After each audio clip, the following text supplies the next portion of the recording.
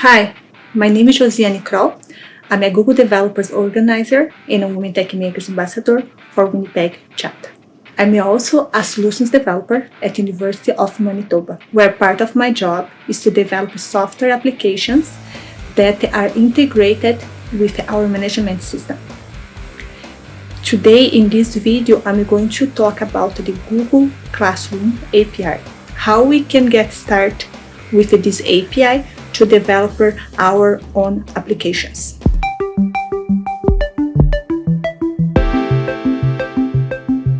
So let us go ahead and first talk about what is Google Classroom API, what we can do with this API. So the Google Classroom API allows us to develop tools that interact with the classroom and Google Workspace for education. So where we can start and learn more about this API. A good way to start and get familiar with everything that this API offers to us is going to support documentation. You can find the supported documentation on developers.google.com classroom. So let us go there and check what we can find.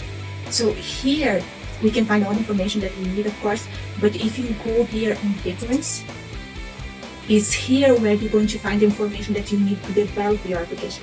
That's information for the developer.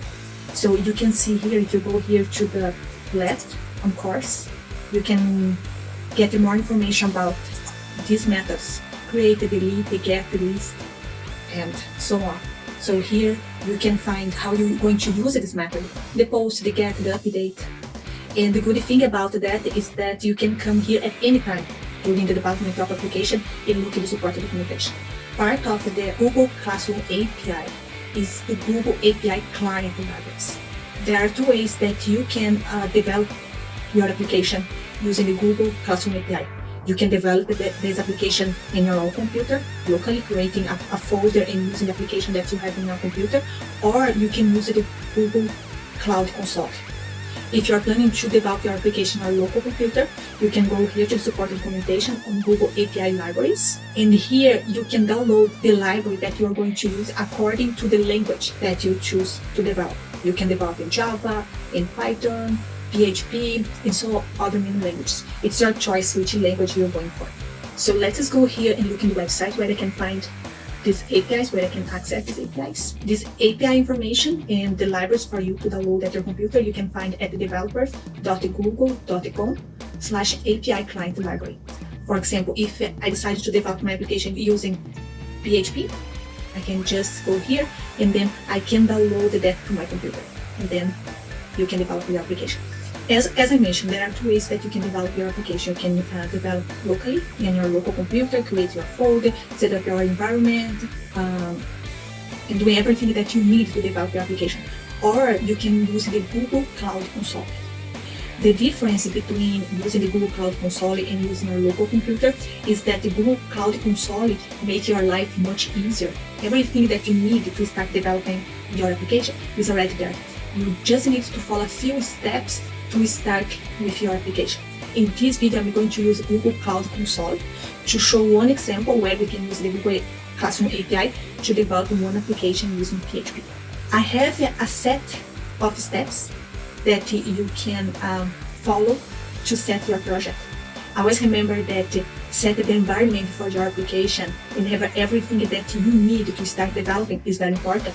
Here I have a set of steps that you can follow to develop your project. We are going to use the Google Cloud Console, but you can also refer to these steps when you are developing locally, because most of these steps you have to keep in mind when you are developing your application. So the first step to setting your project is, of course, logging in Google Cloud Console. You need a Gmail account to log in the console. Then the next step is create a project and enable the Classroom API. That you can do just in a few steps. Then you have to create the credentials. These credentials are important for you to access and retrieve the data from the classroom. Then the next step is add the scopes to your project, create a test user, install the Google Client library, and then start running your application and running your files. For this example, I'm using PHP, but if you're using another language, just pay attention on step 7 and 8 when you're developing your application if you are using the Google Cloud. Console. So let's go ahead. I'm going to log in Google Cloud Console, and I'm going to start following these steps to set up my project. You can find the Google Cloud Console on console.cloud.google.com. Here, as you can see, I'm logging my account. But if you are new and your first time access this console, so then you need to log in your account. And once you are here, you can start set up your environment to develop your application. So let's go ahead and create our project. To create a project, you click here, select a project. I have a few projects here, but if you are new, probably you're not going to see nothing here. Then you click new project. You can give a name that you wish for your project. Here I'm going to call Project Classroom.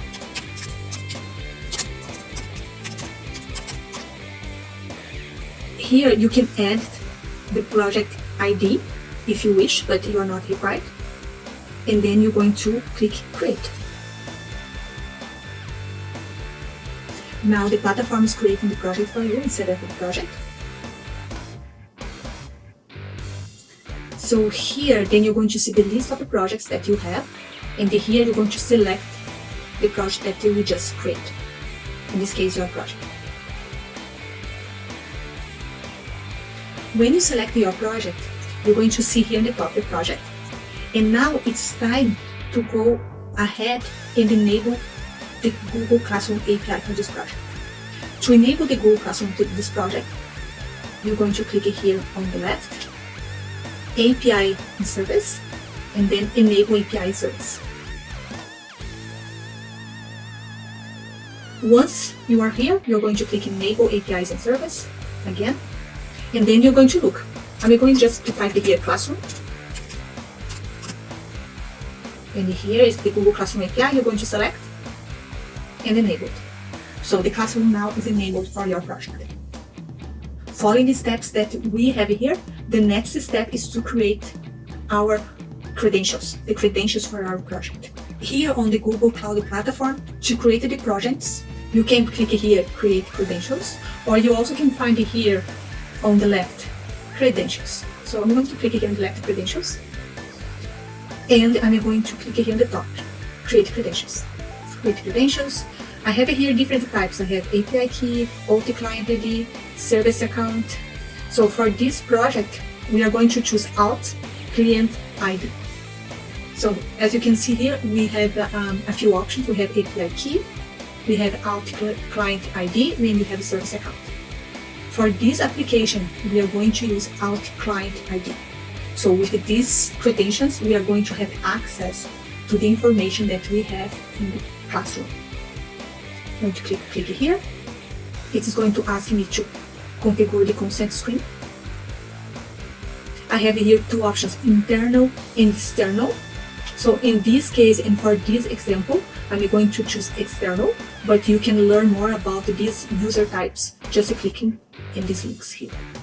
So I'm going to choose external and create. I'm going to give a name for my application. So I'm going to call again Project Classroom.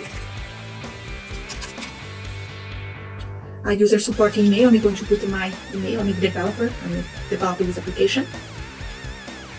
You can add other information here if you already have it. The domain, if you have a domain and you are planning to use it for this application, otherwise you just leave it blank. And then the developer contact information. In this case, we are on email.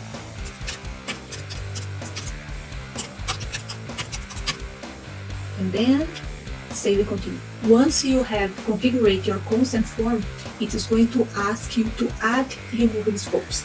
That's part of the credentials. They're all set up about the credentials. With the credentials is related to the scopes, and without the scopes or without the credentials, your application is not going to work.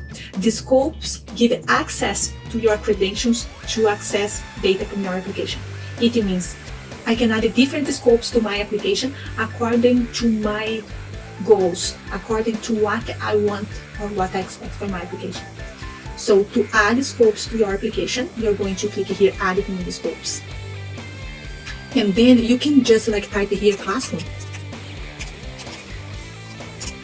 and it is going to show you all the scopes that you can add to your project. For example, let's get this first scope here, classroom.course. If I added this scope to my application, with the credentials that I created, I'll be able to see, edit, create, delete my assumed classes. If I don't add this scope to my application now, when I try to delete or create, I'm going to receive an error and I'm going to say that I don't have a usage. So parting of add a scope to your project is parting to add access to the information, to the data, to that credentials, to that user that's going to make use of the credentials that you have defined for your project.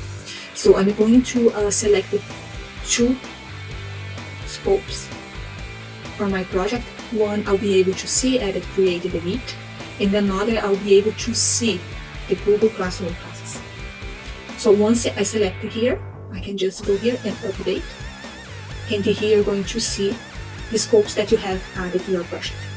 In the future, if you decide to add or remove scopes from your application, you always can come here and do this process of search for the scope and add remove to your project. I'm going to click save and continue, and then here is the moment that I'm going to add the test user that is going to make use of the credentials that I'm defined for my project. I'm going to add a user here. I'm going to add myself as the user.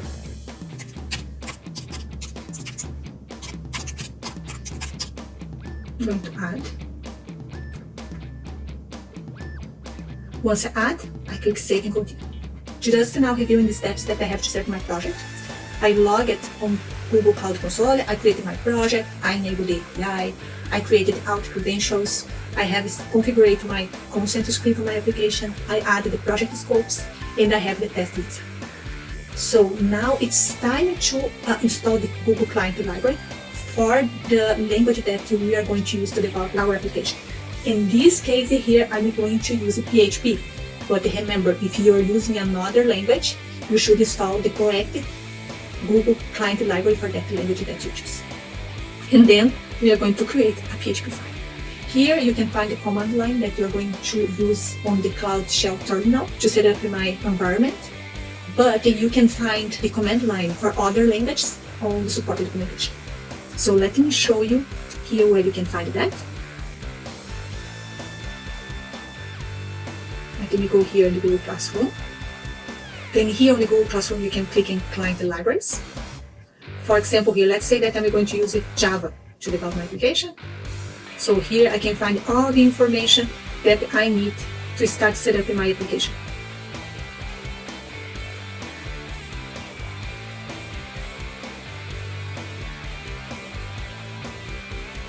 And here I have samples.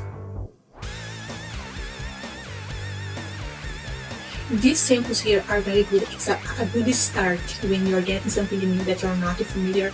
You can make use of these samples to create your first application, then you go from there. Let us go back to the Google Cloud Console, here where we have enabled our scopes, create our credentials, and so on. Here to access the Google Cloud Shell, you're going to click here, Activate Cloud Shell. Once you click here, you just have to make sure that you are in your project. So here I can see that I'm in project classroom in the number, but if you want to make sure, you can just go here and click, you can see the ID, and then you make sure that you are in that project. If you're not in that project, here you can find the command line on how to change to your project. Once we get here, the next step is to install the Google Client Library. So the next step here is to install the Google Client Library. So I'm going to put here the command line. It's composer required Google/API Client 2.0 to install this client library. Let's go ahead and let's install the Google Client Library. So here it's saying that it's installing. I have everything here. So it can download, it's upgrade. So once I have it installed, if I click here on Open Editor, so let us go ahead and install the Google Client Library for PHP. I'm going to use Composer to install this library since I'm using PHP. So in here, as you can see, it's going to load all the files and projects, everything that's inside of that library that is required to develop my application. When it finishes here, if you go to the project file, and you can access that through the Open editor here on the Google Cloud Console, you're going to see that when I run the composer to install the Google Client library, it creates a folder that's called vendor. And inside of this folder here, I have everything that I need for my application. If you are developing an application on your local computer, when you download the library, you're going to see the same folders there. But here, just what we did, we just load this library here to my projects. One thing here that is very important when you set up your project is to add the credentials. So as you can see, when I install the library, it creates a JSON file composer, but here it is missing a file that's called credentials JSON, where we can get this file to add to our project. We already created the credentials to our file. To download the JSON file with the information with the credentials, we just needed to go to credentials here, API and service, then credentials. And if you don't have a credential here, you can create credentials, both client ID, your type of application is .app, but you can get more information about other types here too, and then you click it. When you do that, here you have a JSON file with the information, with the credentials to access information in the classroom. So I'm going to download this JSON file, and I'm going to save it here just in my local computer as credentials,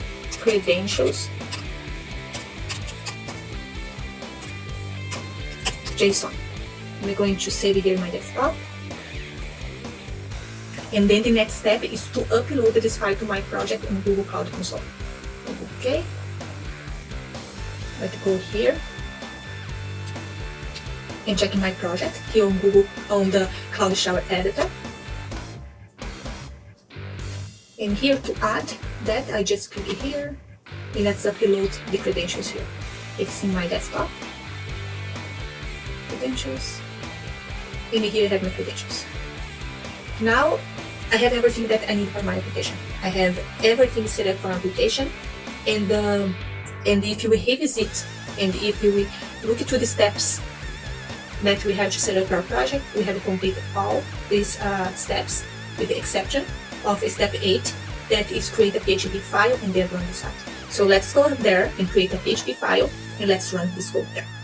We're going to create a file here. And we're going to call classroom PHP.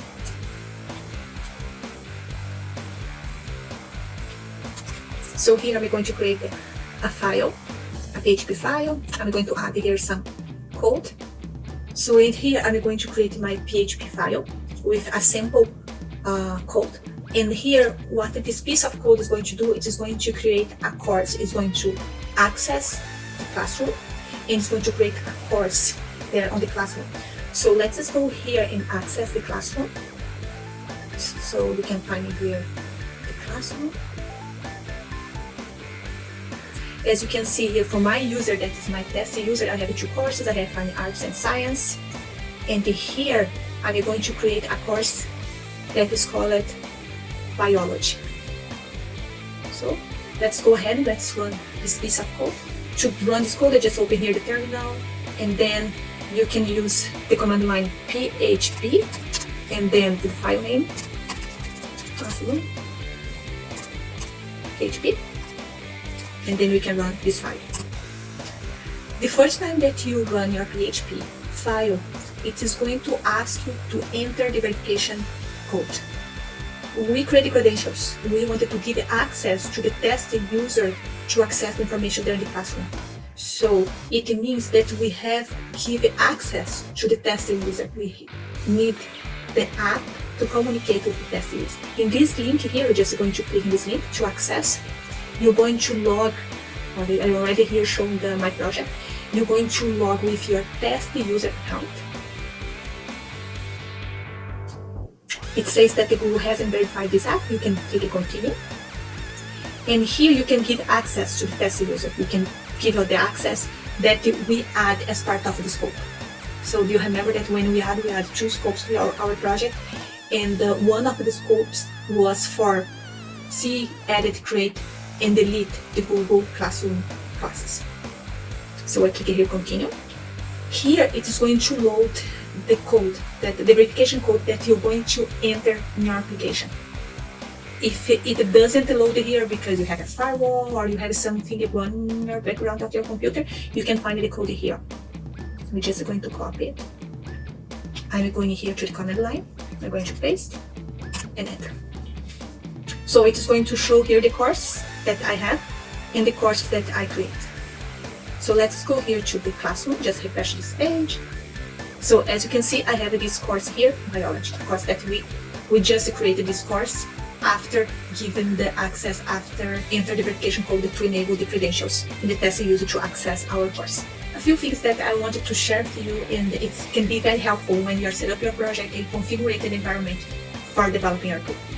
When you add and remove scopes from your project, you need to delete this file here called token.json. If you don't delete this file, when you try to run your application is not going to see the scopes that you delete or add to your project. When you add or remove new scopes to your project, the first time that you run your application, it is going to create the token.json. Remember, to add and remove scopes to your project, you go to API and Service, or the consent screen, then Edit App, and here you can see the scopes. Save, continue, and here I can add and remove the scopes. For example, if I remove this scope, the next step is to remove the token.json file, and then run the application, and then enter the verification code. Now you have everything that you need to start developing your application using the Google Classroom API, but you also can find sample codes at developers.google.com Classroom Guides Get Started. You can find many samples for different languages, not just for PHP, but you can find for Java, Python, JavaScript, and much more. I'm going to access this site just to show you. So you can see here all information about who can use the API. And here on the side, on the left, you can see all the quick start. Then you have here the language. So for example, here the PHP that I just taught in this video provide the example. Or you can find here how you install the library, what you needed, and much more. How you created the courses, how you run your sample. It's a very good start for you when you start with something new and you are learning how this. It was a pleasure to talk with you about the Google Classroom API. That is something that I'm very passionate and you can use to develop very good applications. See you next time.